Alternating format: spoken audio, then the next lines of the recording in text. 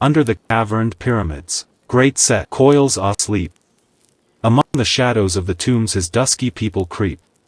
I speak the word from the hidden gulfs, that never knew the sun. Send me a servant for my hate, O scaled and shining one.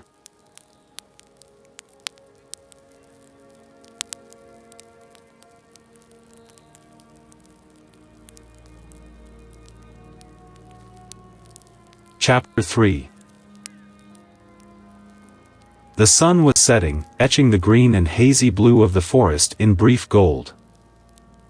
Waning beams glinted on the thick golden chain which Dion of Attalus twisted continually in his pudgy hand as he sat in the flaming riot of blossoms and flower trees which was his garden.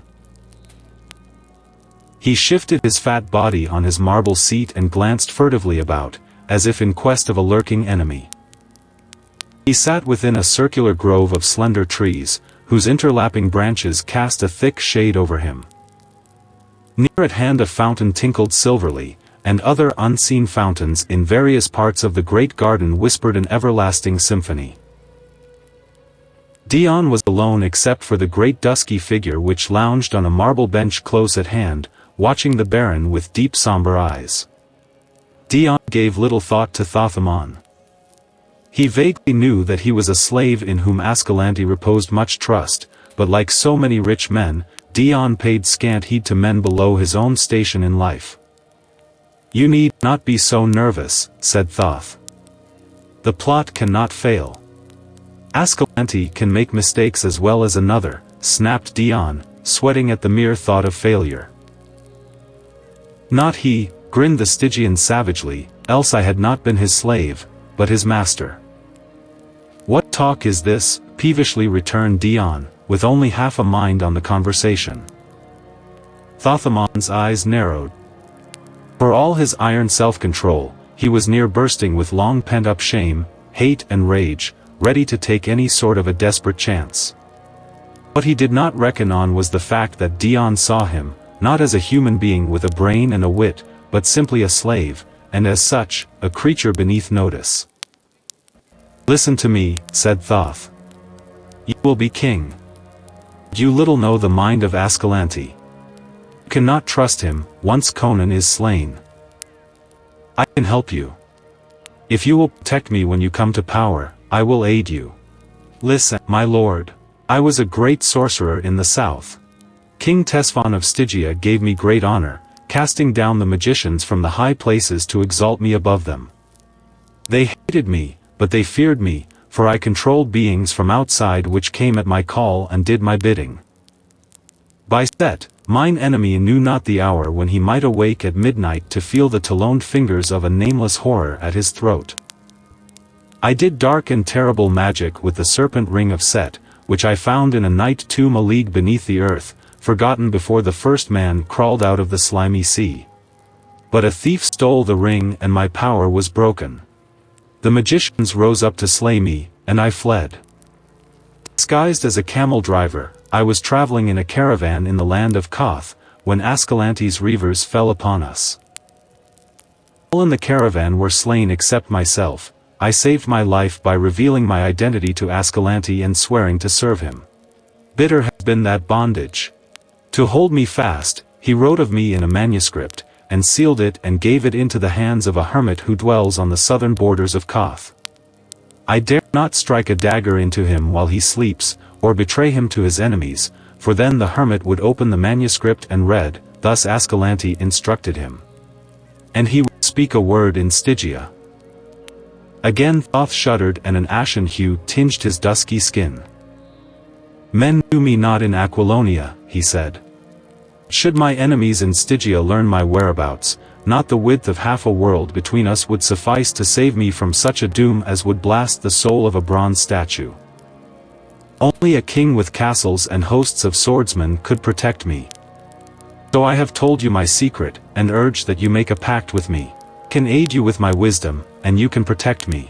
And some day I will find the ring. Ring? Ring? Thoth had underestimated the man's utter egoism. Dion had not even been listening to the slave's words, so completely engrossed was he in his own thoughts, but the final word stirred a ripple in his self-centeredness. Ring? he repeated. That makes me remember, my ring of good fortune. I had it from a Shemitish thief who swore he stole it from a wizard far to the south, and that it would bring me luck. I paid him enough, Mitra knows. By the gods, I need all the luck I can have, what with Valmana and Ascalante dragging me into their bloody plots. I'll see to the ring. Thoth sprang up, blood mounting darkly to his face, while his eyes flamed with the stunned fury of a man who suddenly realizes the full depths of a fool's swinish stupidity. Dion never heeded him. Lifting a secret lid in the marble seat, he fumbled for a moment among a heap of gewgaws of various kinds, barbaric charms, bits of bones, pieces of tawdry jewelry, luck pieces and conjures which the man's superstitious nature had prompted him to collect. Ah, here it is.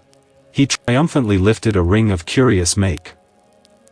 It was of a metal like copper, and was made in the form of a scaled serpent, coiled in 3 loops, with its tail in its mouth.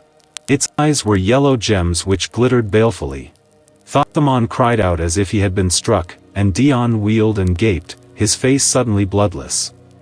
The slave's eyes were blazing, his mouth wide, his huge dusky hands outstretched like talons. The ring! By Set! The ring! He shrieked. My ring! Stolen from me! Steel glittered in the Stygian's hand, and with a heave of his great dusky shoulders he drove the dagger into the Baron's fat body. Dion's high thin squeal broke in a strangled gurgle and his whole flabby frame collapsed like melted butter. A fool to the end, he died in mad terror, not knowing why. Flinging aside the crumpled corpse, already forgetful of it, Thoth grasped the ring in both hands, his dark eyes blazing with a fearful avidness. My ring, he whispered in terrible exultation. My power. How long he crouched over the baleful thing, motionless as a statue, drinking the evil aura of it into his dark soul, not even the Stygian knew. When he shook himself from his reverie and drew back his mind from the night abysses where it had been questing, the moon was rising, casting long shadows across the smooth marble back of the garden seat, at the foot of which sprawled the darker shadow which had been the Lord of Attalus. No more, Ascalante, no more, whispered the Stygian, and his eyes burned red as a vampire's in the gloom. Stooping, he cupped a handful of congealing blood from the sluggish pool in which his victim sprawled, and rubbed it in the copper serpent's eyes until the yellow sparks were covered by a crimson mask. Blind your eyes, mystic serpent, he chanted in a blood-freezing whisper. Blind your eyes to the moonlight and open them on darker gulfs. What do you see, O serpent of Set? Whom do you call from the gulfs of the night? Whose shadow falls on the waning light?